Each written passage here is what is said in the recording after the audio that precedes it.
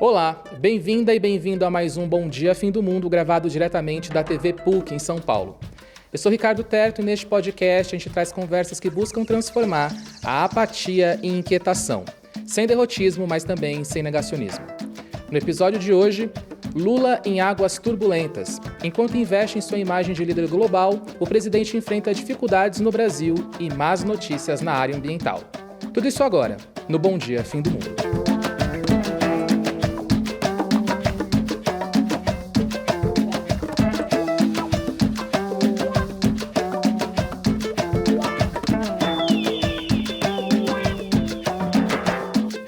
Como sempre, deixa eu começar cumprimentando aqui as minhas colegas de bancada. Primeiro, Giovana Gerardi. Bom dia, Giovana. Bom dia, Terto, Marina. Bom dia, pessoal. E Marina, bom dia. Bom dia, Terto. Bom dia, Gi. Bom dia, gente. Eu já volto com a Marina e com a Giovana, mas antes fica o convite para você seguir e assinar esse podcast onde você estiver e também ajudar a melhorar o engajamento do Bom Dia Fim do Mundo nas plataformas. Você pode dar 5 estrelas se estiver nos escutando no Spotify ou na Apple, também compartilhar aí o programa nas redes sociais e também deixar um comentário bem legal para a gente no YouTube. Agora que eu já passei o nosso chapéu, bora para o primeiro bloco do programa, logo depois da vinheta. Bom, vamos começar então esse primeiro bloco, né? Então, enquanto a gente grava aqui, o Bolsonaro está lá no banco dos réus, né? Enfrentando aí o julgamento pela trama golpista. Mas, por outro lado, o Lula não tem muito aí o que comemorar, né? Está enfrentando dificuldades no Brasil. E, enquanto isso, ele está investindo aí na sua imagem de liderança global. Um dos grandes exemplos recentes foi essa viagem para a França. Marina, você pode contar como é que foi o contexto dessa viagem? O que estava se esperando dessa viagem aí do Lula para a França? Pois não, Terto. Olha, o Lula não pode se queixar da recepção que ele teve na França, né? Porque ele chegou e recebeu uma homenagem da Universidade de Vincennes, com o título de doutor honoris causa, e depois ele foi super prestigiado pelo presidente Emmanuel Macron. E a viagem se mostrou super oportuna, já que quando ele saiu daqui, ele teve mais notícias sobre a popularidade e o ministro da Fazenda, Fernando Haddad, continuava enrolado ali, conversando com o Congresso para tentar aprovar o decreto do IOF, né? Que é uma das últimas alternativas do governo para conseguir fechar as contas dentro do arcabouço fiscal. Essa novela deve voltar essa semana, né? O Lula voltou segunda-feira da França.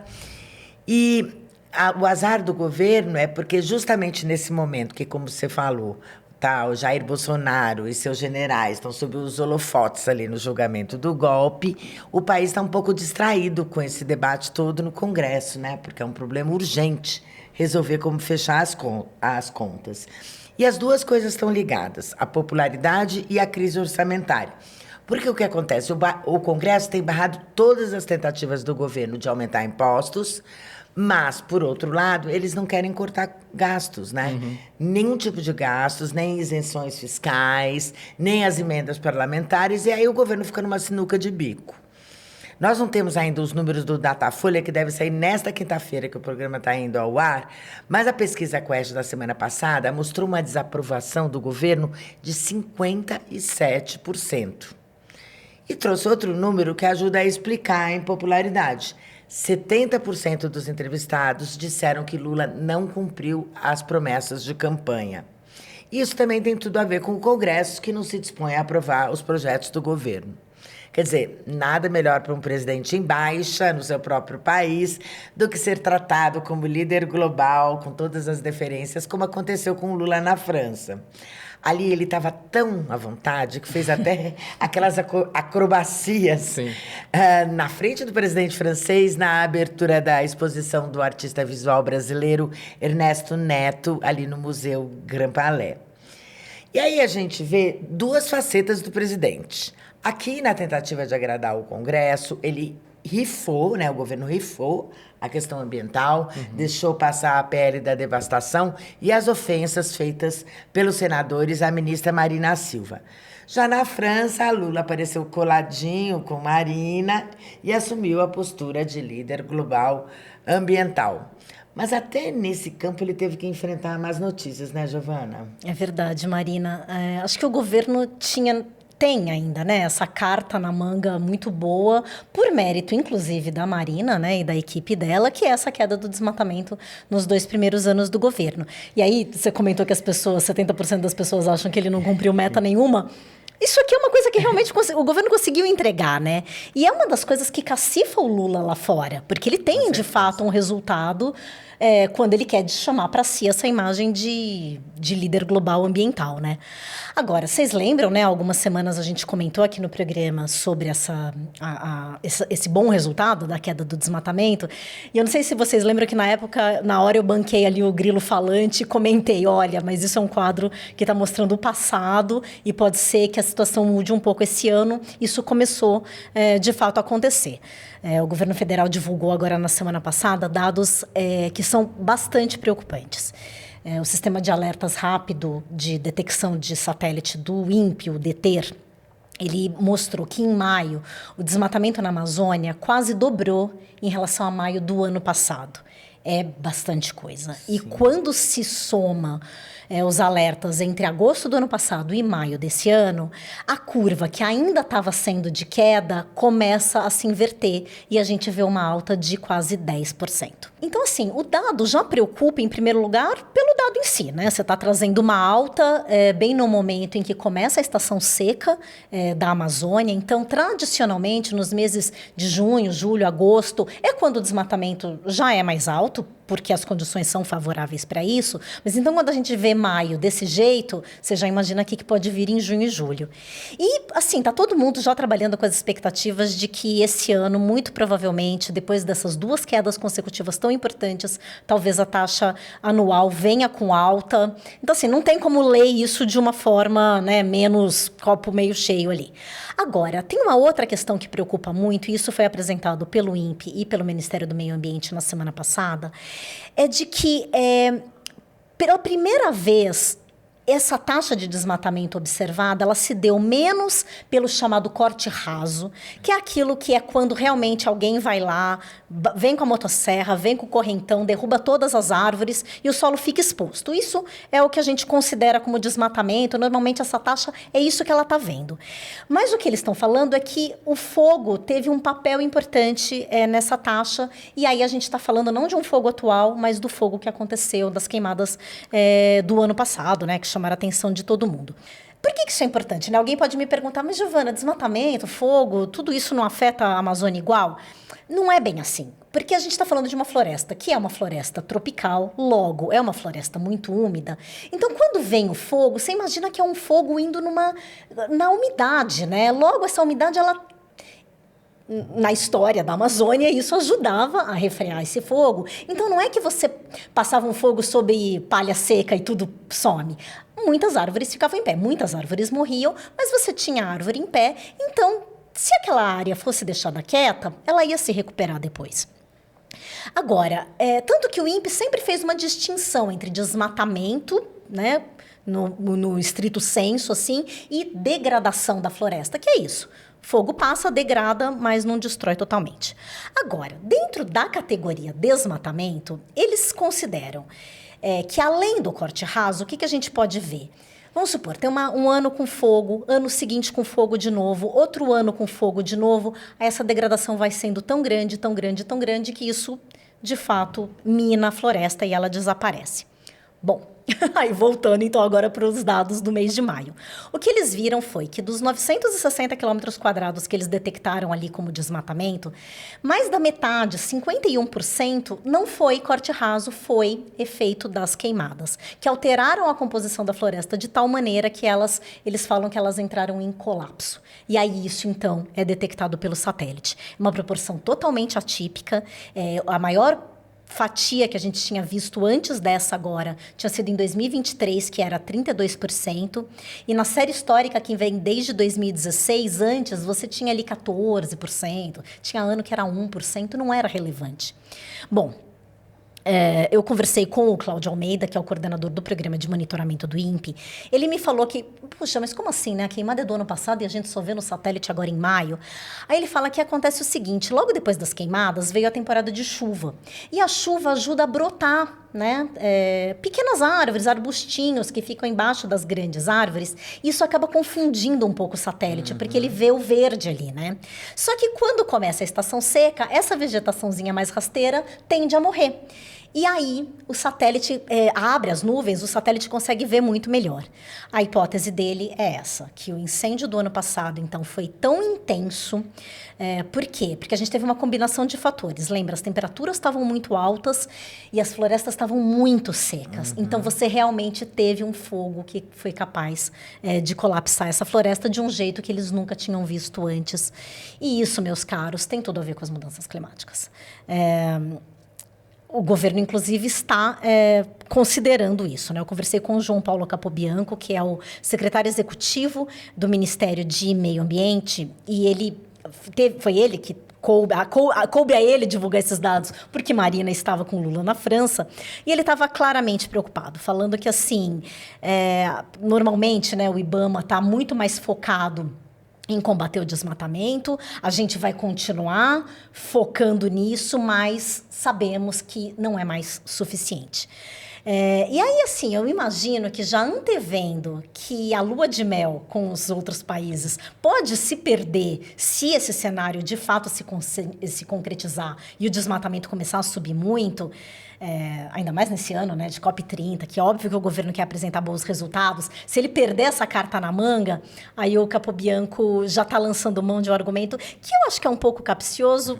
Enfim, ele pensa assim: se o combate ao desmatamento, que é uma coisa que cabe ao Brasil, cabe ao país, ele está sendo adotado de modo firme, mas ele já não está mais sendo suficiente para conter a devastação, e se a floresta está colapsando por causa das mudanças climáticas, então a responsabilidade não é só nossa, passa a ser do mundo inteiro. Ele falou assim, abre aspas, se a gente não trabalhar esse entendimento de corresponsabilidade internacional com o fato das florestas estarem se tornando mais suscetíveis a incêndios, menos resilientes, como é que a gente vai enfrentar essa questão, né? É um desafio monumental que transcende a capacidade institucional de cada país. Então, a gente vai precisar, né, contar com todo mundo para... Ou vocês resolvem a mudança climática ou a gente não vai ter como salvar a Amazônia, basicamente é isso que ele quis dizer. Não sei se o pessoal lá fora ia gostar muito de ouvir isso, né, Marina?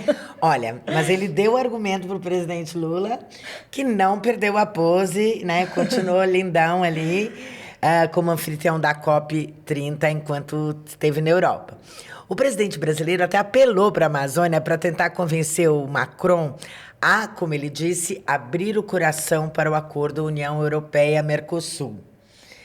Porque o protecionismo dos franceses, né, que ficam preocupados com a concorrência dos produtores agrícolas do Mercosul, é um dos principais obstáculos para que o acordo seja aprovado no parlamento francês. E ele depende da aprovação de cada um dos países da União Europeia para entrar em vigor. Mas, apesar de andar de mãos dadas com o presidente francês e de outras demonstrações de afeto que renderam vários memes de amor, o acordo não avançou, né? E no sábado, ainda na França, o Lula então disse aos jornalistas: eu vou encontrar com Macron na COP30 e eu penso que quando ele estiver embaixo de uma árvore de 30 metros de altura e ele perceber a beleza da floresta, ele vai falar: eu vou fazer esse acordo com o Brasil. Quer dizer, seguiu nesse figurino ambiental enquanto esteve na França até segunda-feira passada, quando abriu a Conferência dos Oceanos da ONU. Mas isso é assunto para o segundo bloco, né, Terto? No segundo bloco a gente vai falar aí sobre a Conferência dos Oceanos, mas no final desse bloco aqui, eu acho que é importante a gente pontuar uma outra questão que está posta aí, né, no governo Lula agora também, que é a pressão interna cada vez maior para que o governo rompa relações com Israel. Essa pressão já estava acontecendo, mas agora, como todo mundo sabe, Israel sequestrou um barco de ativistas que iam, né, para Gaza levar ajuda humanitária, e entre esses ativistas tinha o brasileiro Tiago Ávila. As informações que a gente tem até agora, enquanto a gente está gravando o episódio, é que o Tiago segue preso, ele não assinou a deportação, então isso vai provavelmente crescer, a gente vai ver como é que o governo vai lidar com isso, né? Mais uma questão. Mas a gente vai falar um pouco mais sobre aí o Lula e toda essa questão dele como líder global no segundo bloco. Agora a gente vai para o quadro A Trombeta da Semana, que vem aí, logo depois da vinheta.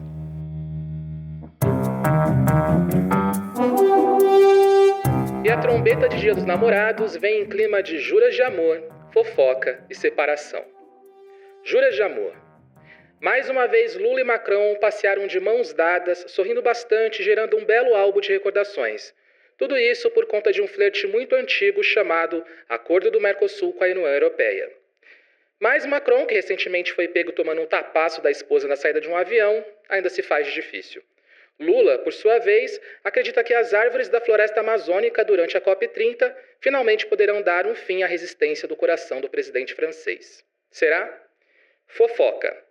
Nessa semana, Bolsonaro está finalmente no banco dos réus. Na última segunda, os depoimentos dos investigados por participarem da trama golpista começou justamente por Mauro Cid, ex-ajudante de ordens, que ali, a poucos metros do antigo chefe, foi fazendo todo aquele exposed que acontece quando as coisas terminam muito mal. É como que diz aquele velho ditado: amor de cloropina não faz verão. Separação. Trump e Musk romperam relações e, como tudo o que fizeram juntos, foi da pior maneira possível. Insultos públicos, acusações, ameaças, um barraco. Trump já disse que vai vender seu Tesla baratinho no Mercado Livre e Musk deve afogar suas mágoas em Marte. Por outro lado, o mundo comemora que esse caso dos bilionários não era amor, era cilada, com cheiro de tinta laranja e temperado com ketamina. Mas essa foi a trombeta do Dia dos Namorados da semana. Um sinal do fim dos tempos e um sinal de que o bom dia fim do mundo só está na metade.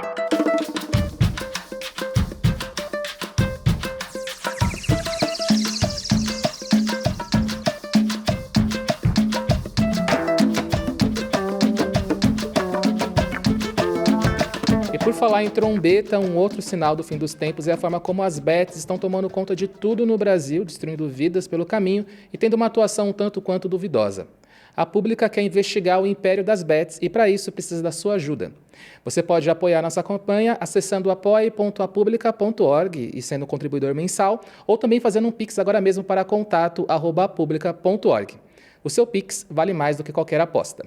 Bom, vamos então agora para o segundo bloco. A gente prometeu, que nesse segundo bloco a gente ia falar sobre a Conferência dos Oceanos e vamos começar justamente com o discurso do Lula na abertura da terceira Conferência dos Oceanos da ONU, Esse vídeo foi tirado do canal do presidente no YouTube e a conferência acontece em Nice, na França. Vou pedir para a produção rodar agora o vídeo para a gente, por favor. Temos orgulho de ser uma nação oceânica. O espaço marítimo brasileiro ocupa 5.700.000 quilômetros quadrados, áreas comparável à da Amazônia. Por isso, o chamamos de Amazônia Azul. As florestas tropicais estão sendo empurradas para o seu ponto de não retorno e o oceano está febril. Em apenas um ano, a temperatura média do mar elevou-se quase o mesmo que nas 4 décadas anteriores. A ciência comprova que a causa dessa enfermidade é o aquecimento global e o uso de combustíveis fósseis. A questão climática é uma necessidade vital de preservação do nosso ambiente e que a gente vai ter que tomar uma decisão. Primeiro, se acredita ou não. Se acredita, nós vamos ter que decidir que não existe outro espaço para a gente viver, é no planeta Terra. O Lula segue esse script, que ele vem adotando nesses eventos internacionais antes mesmo dele assumir, logo que ele tinha sido eleito, ele foi para a COP do Egito, vocês lembram? Ainda nem tinha tomado posse e fez um discurso desses. E aí ele vai sempre repetir que ele tem muita preocupação com as mudanças climáticas, com o desenvolvimento sustentável, em proteger as pessoas que vivem em áreas afetadas. Eu chamo isso do canto da sereia do Lula, que funciona, acaba encantando todo mundo mesmo. Bom, esse evento que ele tá rolando até o fim dessa semana, essa Conferência dos Oceanos, e contou com a presença de quase 60 chefes de Estado na abertura. O propósito desse evento é tentar fazer uma mobilização mesmo em prol de ações de conservação e uso sustentável dos oceanos, além de arrecadar fundos. Então, o Lula prometeu ampliar de 26% para 30% a cobertura de áreas marinhas protegidas no país e também prometeu ratificar o chamado Tratado do Alto Mar, que é um compromisso que foi adotado em 2023 pelo Brasil e por mais 115 países.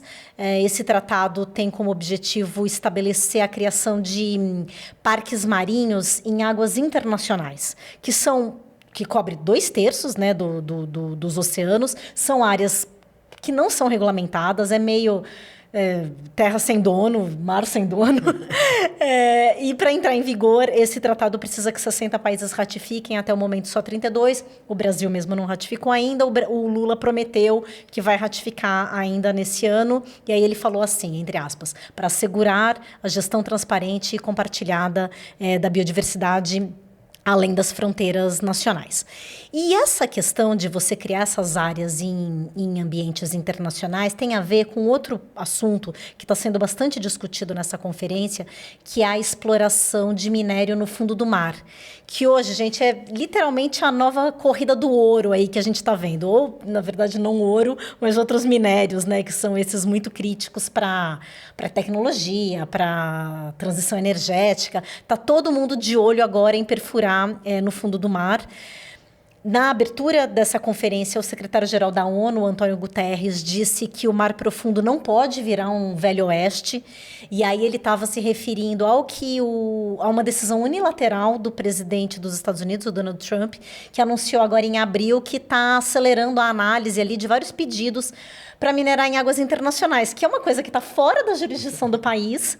E ele está meio bancando louco, tipo, pode minerar aí. O que é uma coisa complicada, porque existe um fórum internacional que está tentando criar regras para isso, que é a Autoridade Internacional dos Fundos Marinhos. É, inclusive, presidido por uma brasileira. E eles estão se reunindo, já tem um tempo, eles não conseguem se chegar a um acordo, mas a ideia é justamente tentar regular o que pode, o que não pode, para que não seja, primeiro, um faroeste, e segundo, que você não coloque em muito risco uma área que a gente não conhece direito o que pode acontecer, né? O secretário da ONU, né, o Guterres, falou isso, o presidente Macron, também da França, disse que está preocupado, que o oceano não está à venda, é um bem comum compartilhado, então não pode ser essa farra aí do caqui. E aí o presidente Lula também falou nisso, que é interessante. Assim, ele não mencionou especificamente o Trump, mas ele também disse, abre aspas, paira sobre o oceano a ameaça do unilateralismo. Certo. E que é preciso coibir uma corrida predatória por minérios. De fato, acho que é uma situação aí que a gente ainda não sabe muito bem o que pode acontecer e tem um risco, né, imagina, você minerando ali no fundo do leito marinho, uma região, né, de altas profundidades que a gente não conhece muito bem direito o que pode acontecer, isso pode vir a desestabilizar mesmo, né, o clima, lembrando que os oceanos, eles absorvem 30% do CO2 que é jogado na atmosfera. Então, se não fosse os oceanos, o mundo já estaria muito mais quente. Mas os próprios oceanos estão aquecendo. Então, ou seja, daqui a pouco eles vão perder essa capacidade de absorver CO2, né? Então, enfim, é uma coisa que a gente tem que cuidar, sabe? Não é assim farra da uva, não. Então, e o Lula, ele também sempre aproveita essas ocasiões, né, para passar o chapéu. E antes de participar dessa Conferência dos Oceanos, em Nice, ele deu um pulinho em Mônaco, no domingo, para uma reunião, digamos, mais pragmática. Ele foi ao Fórum da Economia Azul e Finanças, que é um encontro organizado pela família real de Mônaco com instituições financeiras e filantrópicas para discutir o financiamento da preservação dos oceanos. E o presidente brasileiro fez até uma sugestão bem prática. Ele disse que as instituições financeiras poderiam cancelar ou reduzir as dívidas dos países em troca da preservação dos oceanos. Também falou de outra fonte de recursos que poderia ser usada pelos países em desenvolvimento, que é a emissão de direitos especiais de saque pelo FMI. Para as instituições bancárias, financeiras, o Lula fez uma cobrança direta, pedindo maior investimento para a preservação e a exploração sustentável dos oceanos, né? Quer dizer, ele parecia assim tão imbuído desse espírito de amor pelos oceanos que a gente até estranha um pouco por aqui, né, Giovana? Para nós aqui, oceano andar lembrando outra coisa. Outra coisa, pois é engraçado, né, ele falar que os oceanos estão febris e que a causa dessa enfermidade é o aquecimento global e o uso dos combustíveis fósseis, como a gente acabou de ouvir, mas internamente o que ele quer é justamente explorar combustíveis fósseis e justamente no oceano, né? Claro, assim, eu acho que não vamos ser ingênuos, eu acho que todo mundo tenta fazer discurso bonito quando está nessas conferências internacionais e depois dentro de casa não tá tão preocupado assim, mas eu acho que a gente não pode deixar barato, né? Porque o Lula, de fato, ele se esmera, né, em tentar falar que ele é super preocupado, que é impossível falar de desenvolvimento sustentável sem incluir o oceano, sem cuidar do clima, né? Enfim. Mas só para lembrar, né, gente, assim, a gente tem falado bastante aqui daquele bloco 59, que a Petrobras está fazendo toda a pressão do mundo em cima do IBAMA para conseguir começar a explorar lá na Foz do Amazonas, mas ele é só a ponta do iceberg. Nessa terça-feira agora, dia 17, vai ser realizado um leilão da Agência Nacional de Petróleo, a ANP, de outros 47 blocos. Imagina, né? O bloco da Petrobras é 1, eles querem mais 47. Recentemente, o pessoal do Clima Info fez um cálculo, considerando as estimativas de quantos barris de petróleo tem ali debaixo do mar, né? Ninguém sabe quanto tem ainda, mas eles estimam.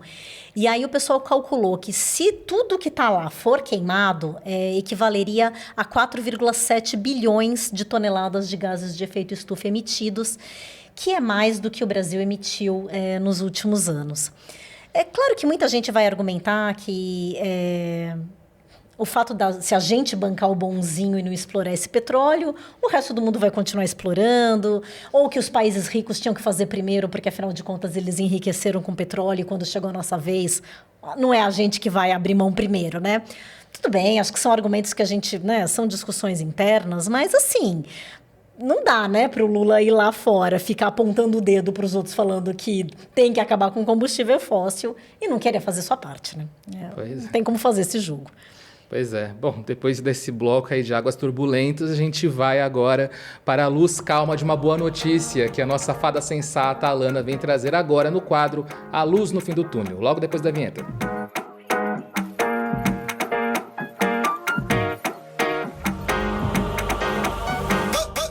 Já ouviu falar de Cubatão, uma cidade que fica lá no litoral de São Paulo? Ela foi conhecida nos anos 80 como Vale da Morte. E ela ganhou esse apelido por conta dos altos níveis de poluição.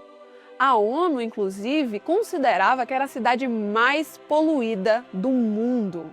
Após décadas de esforços na recuperação ambiental, Cubatão recebe agora o selo internacional de Cidade Verde do Mundo, simbolizando a transformação da cidade nesses 40 anos. Para reverter esse quadro crítico de degradação, foi necessário um trabalho conjunto entre governo e sociedade civil, focando principalmente na recuperação dos manguezais, no plantio das árvores nativas e no controle das emissões industriais. Além de ser motivo de orgulho para os moradores, o selo também serve de incentivo para outras cidades que passam pelos mesmos problemas, mostrando que a transformação é possível. As informações são do portal UAI. E você também pode falar com a gente através do e-mail correiodofindomundo@apublica.org. Se você se interessou pelos assuntos que a gente trouxe aqui, você pode acessar apublica.org/Bom Dia Fim do Mundo, que a gente deixou alguns links e matérias interessantes para você lá. Outra coisa que você pode achar interessante é conhecer outros podcasts da Rádio Guarda-Chuva. A dica de hoje é a Rádio Escafandro, comandada pelo Tomás Chiaverini. Em seu episódio mais recente, a Rádio Escafandro analisa os caminhos do campo democrático diante do avanço da extrema-direita. Procura aí por Rádio Escafandro no seu tocador favorito e boa escuta. Já ficando por aqui, mas deixa eu me despedir das minhas colegas do Fim do Mundo. Giovana Girardi, um abraço. Até semana que vem. Abraço, Terto. Tchau, Marina. Tchau, gente. E Marina Amaral, um abraço. Um abraço. Tchau, gente. Tchau, Gi. Semana que vem estamos de volta em todos os tocadores de podcast, quinta-feira bem cedo e também no YouTube da Agência Pública. Também quinta-feira, 5h30 da tarde no C3 TV e às 18h30 na TVT. 11h30 da noite no canal Universitário. Boa noite para quem nos assiste no canal Universitário. Até semana que vem. Fiquem bem. Bom dia, Fim do Mundo.